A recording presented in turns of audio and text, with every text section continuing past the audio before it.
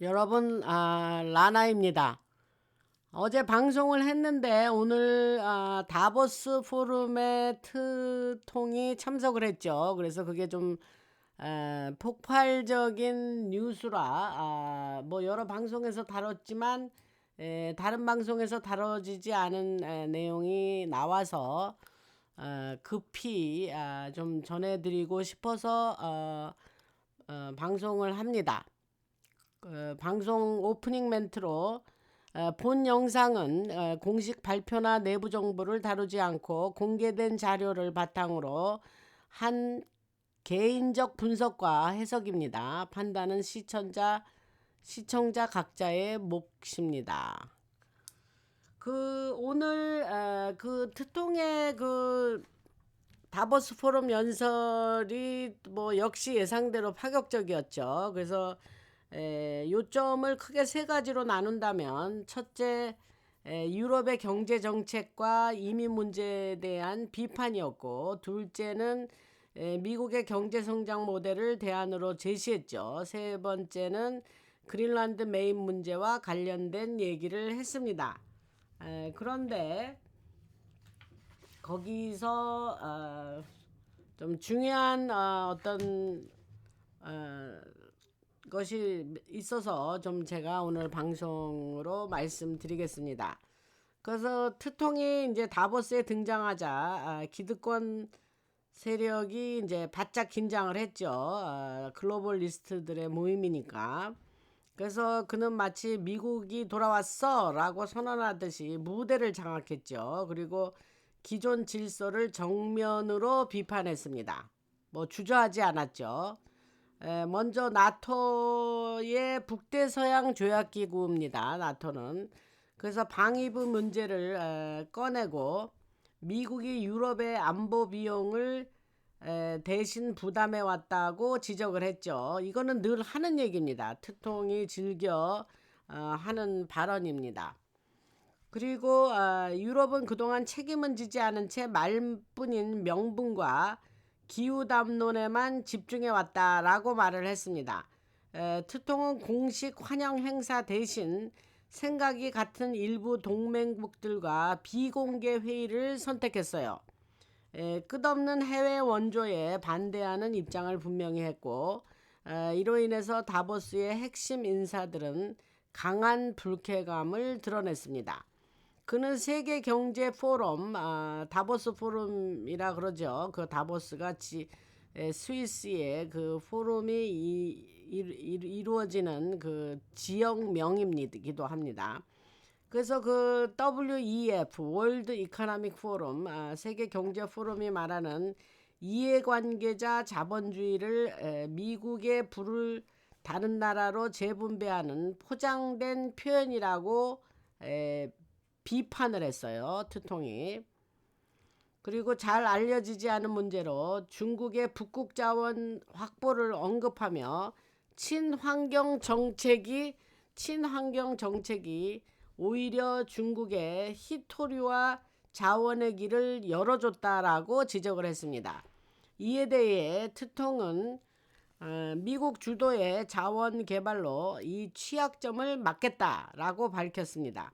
또한 관세 정책은 처벌이 아니라 협상 수단이며 왜그 2월 1일부터 10% 내게 하다가 만약에 협상이 잘 안 이루어지면 6월 1일부터는 25% 내게 하겠다, 이런 그 얘기를 얘기하는 거예요 지금. 그래서 근데 이제 뭐 협상이 이제 결론부터 먼저 말씀드리면, 뭐 협상이 이제 시작되면서 2월 1일 날 그 관세 10% 매기기로 한 거는 일단 보류를 했죠. 여러분 뉴스에서 들으셨겠지만. 그래서 아까 하던 얘기를 계속 하겠습니다. 제가 분석하는 이 내용은 다른 방송들에서 하지 않는 얘기가 좀 있기 때문에 여러분들에게 이렇게 재빠르게 말씀을 드립니다. 그래서 다시 말씀드리면, 관세 정책은 처벌이 아니고 협상을 하기 위한 수단이고, 무분별한 자유무역이 서구 산업을 무너뜨렸고 미국의 공장들이 다시 살아나고 있다는 증거가 있다. 이렇게 말을 했습니다. 이 연설은 단순한 발언이 아니라 기존 글로벌 권력 구조에 대한 공개적인 도전장을 내민 겁니다. 이어서 그런 끝없는 전쟁을 강하게 비판했고, 전쟁을 끝없이 하려는 자들이 누군지 아시죠? 저쪽 애들. 미국 국민의 세금으로 치른 우크라이나와 중동 개입이 수조 달러의 손실만 남겼다라고 말을 했어요. 내부 정보에 따르면 트통은 일부 유럽 지도자들에게 정권 교체를 노린 단체들의 막대한 자금이 흘러갔고 그 결과가 실패로 끝났다는 자료를 공유했다고 합니다. 또한 미국 기술이 적국으로 이전된 문제를 지적하고 일부 실리콘밸리 인사들이 글로벌 명분을 이유로 미국의 이익을 저버렸다고 비판을 했습니다. 그는 지속 가능한 서스테이너블이란 말이 지속 가능하다는 뜻이에요. 그래서 지속 가능한 발전이라는 표현을 성장 억제를 위한 말장난이다라고 꼬집었고, 미국의 혁신이 없었다면 지금의 번영도 없었을 거라고 강조를 했습니다. 트통은 팬데믹 당시 공급망이 의도적으로 조작되어 대형 제약사만 이익을 봤다는 점도 언급을 했고, 이 사안은 현재 조용히 조사 중이라고 밝혔습니다. 뭐 가서 뭐 슬래지 해머를 막 이제 망치로 막 두들긴 거예요. 그 다음에 계속 하자면 마지막으로 유럽의 통화 정책이 오랫동안 미국 수출을 약화시켜 왔고 그 결과 중국이 가장 큰 수혜자가 됐다라고 지적을 했습니다. 결국 그의 등장은 다보스를 하나의 공개 질책 무대로 바꿔놓았고 보이지 않던 권력 구조에 균열을 냈습니다. 기존 세력은 이를 분열이라고 비난을 했지만 그 반응 자체가 앞으로 올 변화를 나타내는 신호였다 이렇게 생각을 하시면 됩니다. 그래서 트통이 그린란드를 언급한 건 마지막 한 방이었는데 그는 이것을 정복이 아니라 미국의 관리 책임이라고 표현을 하고 환경보호라는 이름으로 북극 땅을 차지해온 위선적인 형태를 정면으로 꼬집었습니다. 트통이 공개된 지도 자료를 근거로 중국과 러시아가 북극으로 세력을 넓혀온 사실을 언급했고 이런 정보가 특정 광산 거래를 보호하기 위해 숨겨져 왔다고 주장을 했습니다.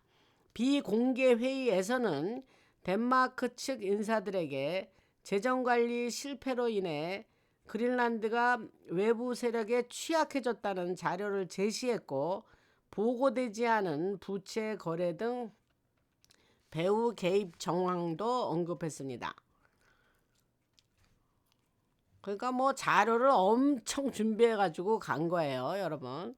그래서 또 그가 트통이 뭐라 그러냐면 미국이 없으면 얼음이 녹는 순간 유럽은 도움을 구하러 올 것이라고 비꼬며 글로벌 협력이라는 말이 얼마나 공허한지를 드러냈습니다.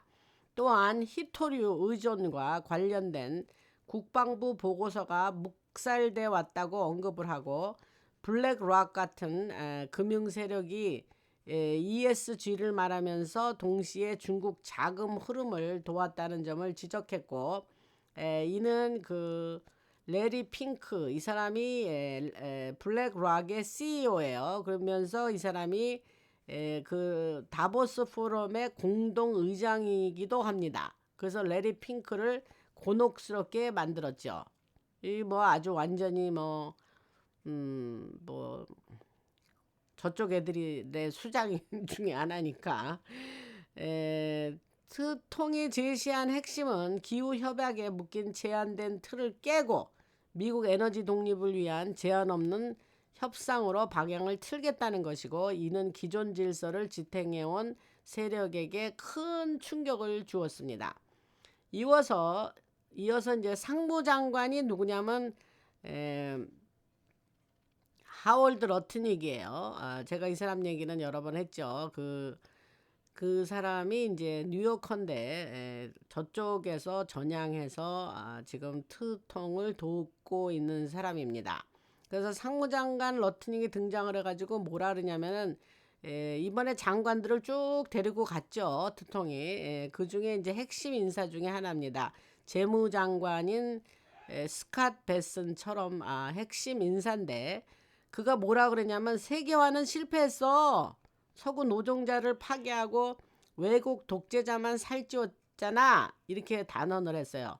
또 블랙락 관련 만찬 자리에서 그는 유럽 경제를 느릿느릿한 달팽이한테 비교하면서 미국은 성장하고 있는데 유럽은 불공정 보조금으로 수십억 달러를 빼돌리고 있다고 주장을 했습니다. 내부 자료에 따르면 그는 미국의 무역 데이터를 근거로 이런 구조가 의도적으로 숨겨왔다고 설명을 했고 다보스 내부 규제에 지친 기업인들과 만나서 유럽 규제가 혁신을 막고 친환경 정책을 유지하기 위한 뇌물성 거래가 있었다는 문건도 공유를 했습니다. 또 러트닉 국무장관은 아니 상무장관이죠. 계속해서 그의 얘기를 더 하자면 그가 말하기를 유럽의 경쟁력은 유니콘처럼 존재하지 않는 이야기이고 경쟁력이 없다는 거예요. 미국 방위에 무임승차하면서 시장은 훼손하고 있다고 직설적으로 비판했습니다. 또 시멘스 등 일부 대기업이 이중 용도 기술을 적대국에 넘긴 문제도 공개적으로 거론을 했고 폭탄을 그냥 계속 터뜨린 거예요. 이 과정에서 알고가 야유를 받으며 자리를 뜨는 장면은 상징적이었다. 그 알고는 이제 그 부통령 했던 사람 얘기하는 거예요. 그 뭐 환경 운동을 하느니 어쩌니 하는 아주 그냥 참 못마땅한 사람이죠. 그래서 러트닉의 마지막 타겟은 캘리포니아 주지사 게빈 뉴섬이었습니다. 그래서 뉴섬을 글로벌리즘 실패의 상징으로 묘사하고 붕괴된 인프라와 위선적인 정책으로 기업을 몰아내고 있는 사람이 캘리포니아 주지사 게빈 뉴섬이라 그랬습니다. 내부자들에 따르면 러트닉은 뉴섬 사무실에서 유출된 메모를 준비해왔고 친환경 규제가 에너지 비용을 급등시킨 동시에 중국 태양광 기업과는 뒤로 거래해왔다는 점을 밝혔습니다. 계속 아주 직설적으로 그 캘리포니아 주지사를 몰아세운 거죠.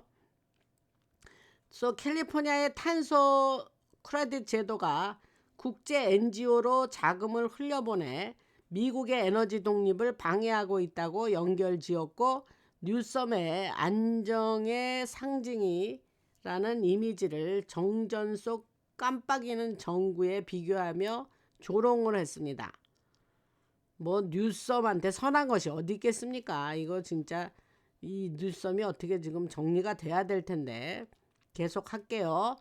또한 백악관이 트통을 비난한 대가로 뉴섬의 다보스 인터뷰를 막았다는 사실을 공개하며 그를 미성숙한 청소년처럼 묘사했습니다. 비공개 자리에서는 실리콘밸리 글로벌 세력과의 연계, 여론 억압 알고리즘 문제까지 언급되었고 이는 향후 반독점 조사 대상이 될 수 있다는 신호로 해석됩니다. 결과적으로 이 장면은 기존 권력 서사를 무너뜨리는 공개적인 조롱이고 그들은 역사 속에 각주로 밀려나는 모습이었다. 그러니까 글로벌리즘 소위 말하는 신세계 질서 뉴 월드 오더는 이제 죽었죠. 그리고 유엔도 죽었고 다보스 포럼도 이제 죽은 겁니다. 여러분들이 너무 속이 시원하고 트통이 연설할 때 아주 그냥 속이 시원하죠. 그래서 여러분들이 그런 뉴스를 계속 들으셨겠지만 그 그린랜드 얘기를 할 때도 유럽의 그린랜드를 지켜줄 사람은 미국밖에 없다 이 얘기를 해요. 그리고 뭐 베네수엘라 얘기도 꺼내면서 여러분들이 상상 못할 무기를 가지고 있다. 제가 방송에서 소닉 무기를 사용했다 그랬고 슈퍼 솔지어도 얘기했고 총알이 튀어나가는 그 얘기도 했죠. 방송에서.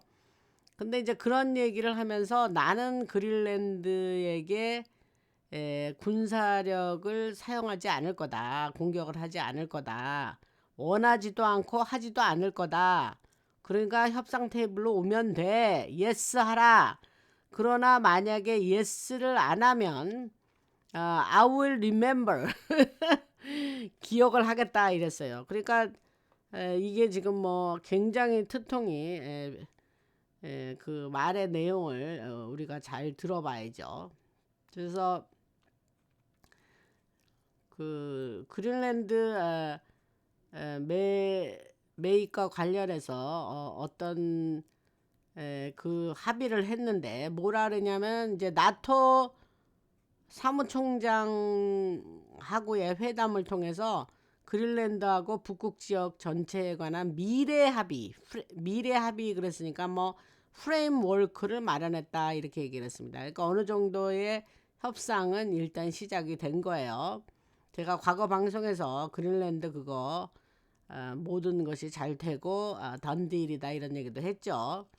그러니까 그린란드 얘기는 제가 비교적 몇 달 전에 얘기를 했어요. 근데 지금 트통에 가서 거기 가서 연설을 하면서 그러니까 지난번에 그 베네수엘라 그 얘기가 그냥 뭐 그거 이후로 이 전 세계에게 한마디로 내가 말하면은 그냥 난 꼭 실행해. 내가 허투루 하는 말이 아니야. 이제 이런 사인을 보내줬죠. 그다음에 이제 계속해서 다보스에 또 누가 갔냐면 미국의 재무장관인 스캇 베슨트도 갔어요. 또 그 사람이 또 연설을 하는 거예요. 그래서 전혀 아주 물러서지 않고 또 이제 러트닉 상무장관 외에 베슨트도 뭐 세게 말을 했어요. 그래서 거침없이 무대에 올라가서 기존의 기득권 세력을 강하게 몰아붙였고 그 제가 방송에서 얘기했죠. 작년에 미국의 부통령인 제이드 벤스가 유럽에 가서 각국 정상들이 있는 데서 유럽은 니네가 어떤 외부 세력에 의해서 망하는 게 아니라 니네 안에 있는 그 내부 세력에 의해서 니네 지금 망하고 가는구나.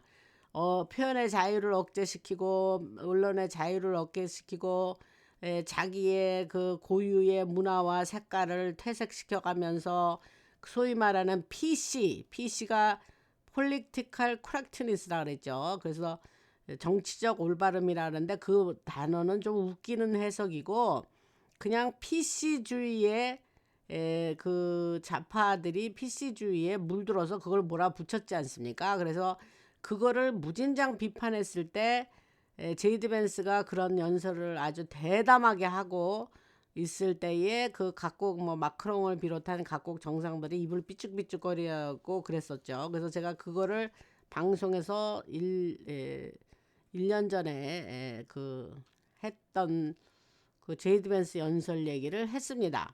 그냥 그거하고 다 맥락이 똑같은 거예요. 지난번에 트통이 유엔에 가서 유엔 연설을 했을 때의 그 내용들. 그래서 이제 결국은 너희들이 그동안 추구하던 소위 말하는 그런 글로벌리즘은 죽었다 이거예요. fail했다. 그리고 이제 스카페슨 얘기를 계속 할게요. 그래서 기득권 세력을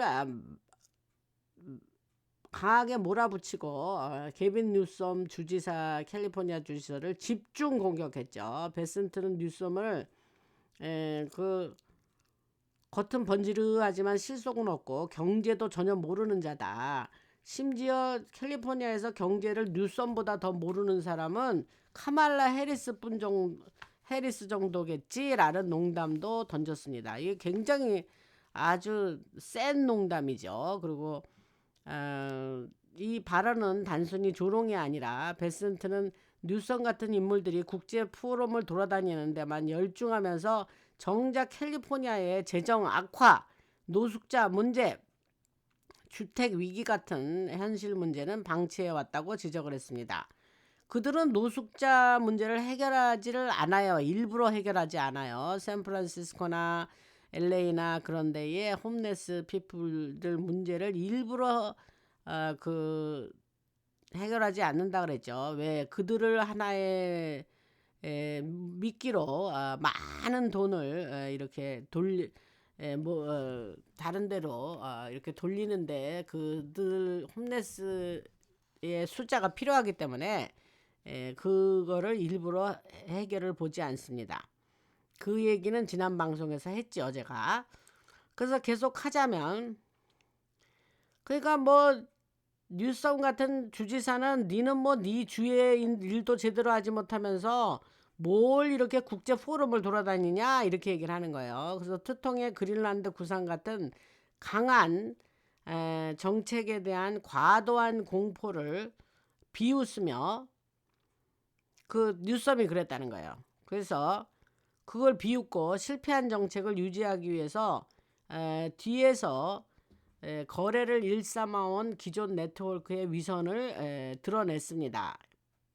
스캇 베센트가. 그래서 연설 도중 뉴섬이 앞줄에 앉아서 비웃고 눈을 굴렸지만 바로 그 앞줄에 앉아 있는데 그 사람한테 폭탄을 터뜨린 거예요. 그러니까 앉아서 들으면서 이렇게 비웃고 앉아 있는데 베센트는 친환경 규제로 인해 에너지 비용만 높아지고 경제가 망가진 현실을 짚으며 그의 태도를 가볍게 무너뜨렸습니다. 관중 특히 비엘리트층은 관세에는 분노하면서도 끝없는 부채와 혁신을 막는 규제는 방치해온 이중성을 지적하는 베센트 발언에는 호응을 했습니다. 결국 그의 발언은 뉴섬 개인을 넘어서 서구 경제를 악화시키고 경쟁국만 살찌운 기존 시스템 전체를 비난하고 겨냥한 것이었죠. 속이 시원하더라고요. 스캇 베슨과 하월드 러튼의 연설을 들으면서 속이 시원했습니다. 또 여러분 그 다보스 포럼으로 가는 트통의 전용기 에어포스 원이 뭐 전기에 무슨 문제가 좀 있다 하면서 다시 돌아가서 앤드루 공군기지에 내려서 다시 다른 비행기로 갈아타고 간 일이 있어요. 그래서 그게 방송에서 다뤄졌겠죠. 한국 방송에서도. 근데 그것에 대해서 좀 넓어싼 사람들이 있었죠. 그런데 그거 얘기를 좀 해보겠습니다. 그래서 그 베센트가 가서 뭐라냐면 우리가 다보스 포럼에 3시간 지각했네 이제 이렇게 얘기를 한 거예요. 근데 트통의 전용기는 에어포스 원이죠. 근데 그거는 이상 문제가 단순한 고장이 아니라는 이야기가 지금 나왔습니다. 요게 제가 다른 데서 알려지지 않은 뉴스라 이런 것도 좀 말씀을 드립니다. 뭐 이제 이런 얘기가 슬슬 나오기도 하겠죠, 아마도. 그래서 내부자들에 따르면 이유는 보잉 시스템에 숨겨진 접근 경로를 이용한 원격 개입 가능성이 제기됐고 과거 솔라윈즈 사건과 유사한 방식이라는 분석이 있습니다.